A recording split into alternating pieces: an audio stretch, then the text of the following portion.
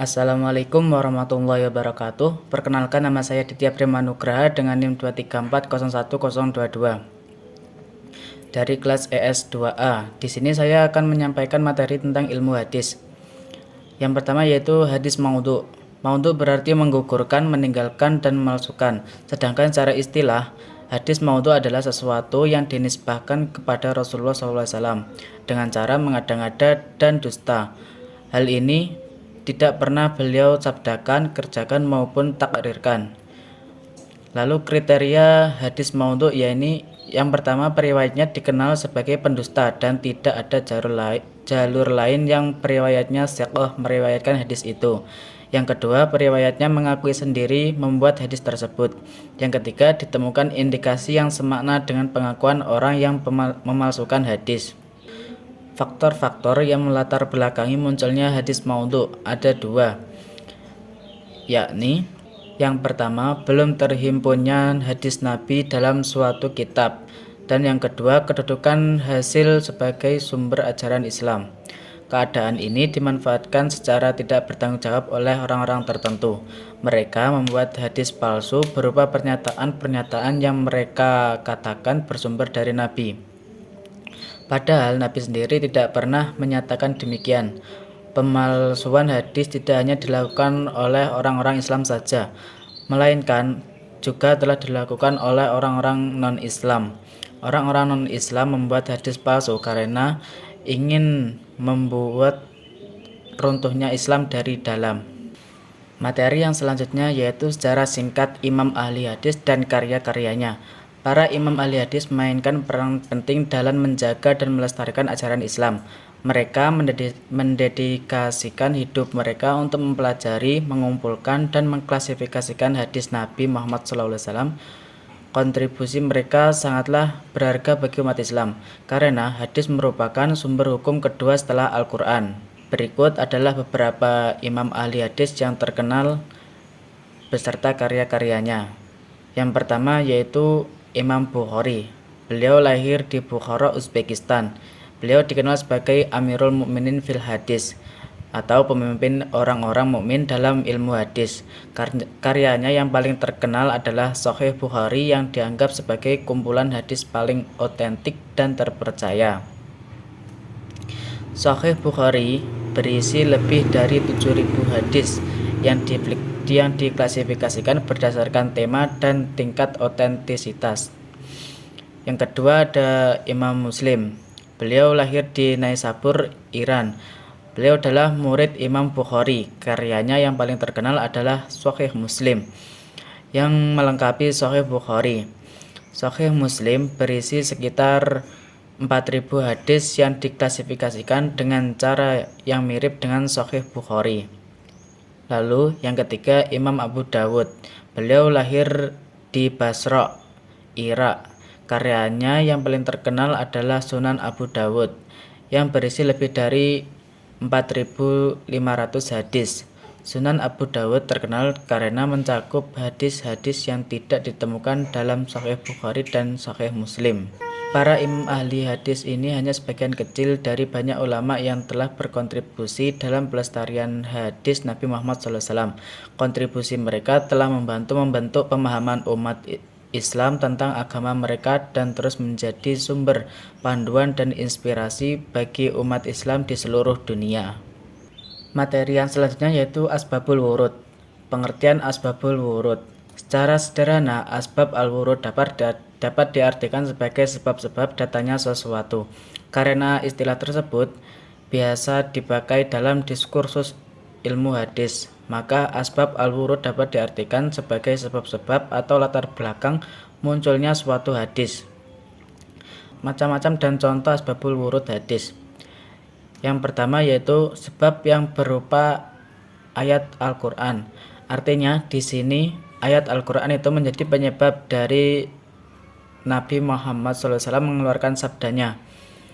Contoh antara lain firman Allah yang ada pada Quran surat Al-An'am ayat 82. Ketika itu sebagian sahabat memahami kata az-zulmu dengan pengertian al-jaur, yang berarti berbuat aniaya atau melanggar aturan. Nabi Muhammad SAW kemudian memberikan penjelasan bahwa yang dimaksud az-zulmu adalah firman tersebut adalah asyirku, yakni perbuatan syirik yang disebutkan dalam surat Luqman ayat 13. Yang kedua, sebab yang berupa hadis, artinya pada waktu itu terdapat suatu hadis namun sebagian sahabat kesulitan untuk memahaminya. Maka kemudian muncul hadis lain yang memberikan penjelasan terhadap hadis tersebut. Sebagai contoh, sesungguhnya Allah Subhanahu wa taala memiliki para malaikat di bumi yang dapat berbicara melalui mulut manusia mengenai kebaikan dan keburukan seseorang. Hadis riwayat Hakim. Yang ketiga yaitu sebab yang berupa perkara yang berkaitan dengan para pendengar di kalangan sahabat. Urgensi asbabul wurud.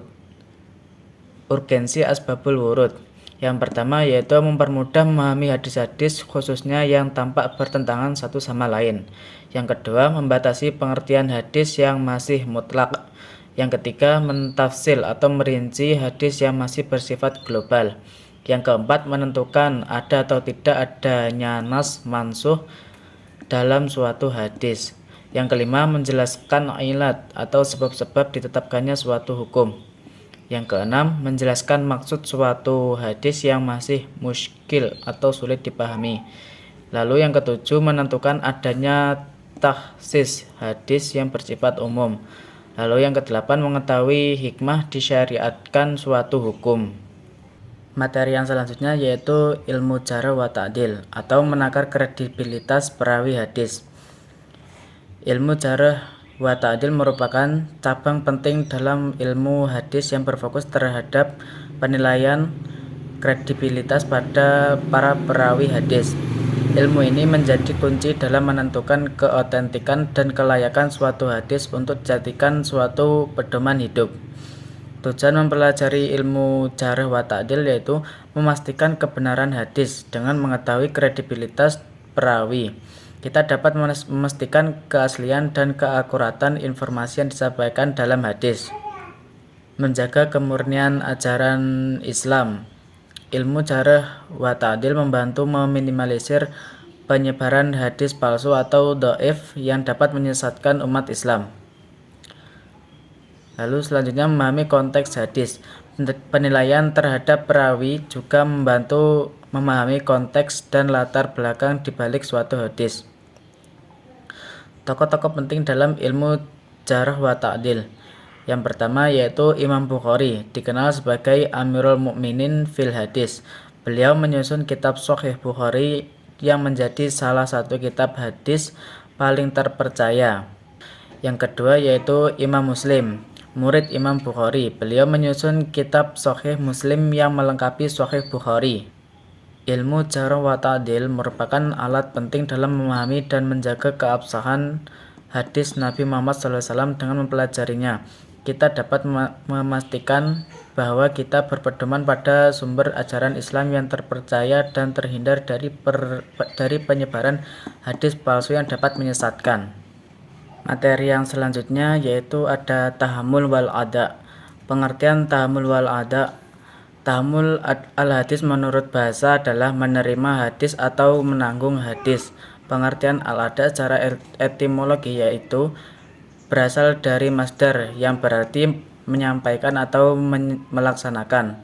Tahammul wal ada al-hadis adalah proses periwayatan hadis baik menerima atau menyampaikannya dengan sengaja dilakukan oleh para periwayat secara ilmiah dengan menggunakan metode dan teori tertentu demi terpeliharanya hadis, bukan proses yang spontanitas yang tidak disengaja dan bukan tradisi semata.